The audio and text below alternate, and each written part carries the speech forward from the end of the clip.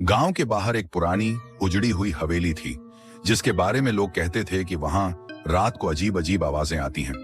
कोई भी उस हवेली के पास जाने की हिम्मत नहीं करता था, पर राहुल को इन बातों पर विश्वास नहीं था।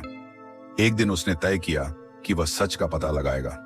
रात के ठीक 12 बजे राहुल एक टॉर्च लेकर हवेली की ओर बढ़ा।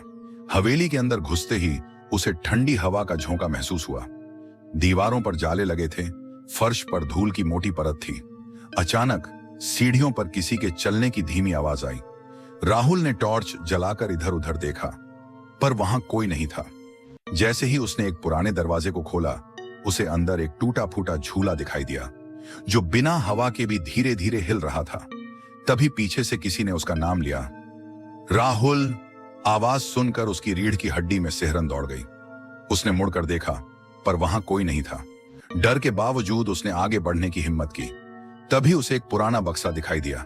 जैसे ही उसने बक्सा खोला, एक ठंडी सफेद परछाई अचानक उसके सामने प्रकट हो गई। वह डर के मारे चीख पड़ा और भागने लगा। दरवाजे तक पहुंचते ही किसी ने उसके कंधे पर हाथ रखा। राहुल ने कांपते हुए पीछे देखा। वहां एक औरत खड़ी थी, जिसकी आंखें सुर्ख लाल थीं। उसने धीमी आवाज में कहा, मुझे यहां से मुक्त करो। राहुल की चीख से सारा गांव जाग गया, लेकिन जब लोग हवेली पहुंचे तो वहां राहुल का कोई निशान नहीं था, सिर्फ एक खुला हुआ बक्सा और झूले की धीमी आवाज।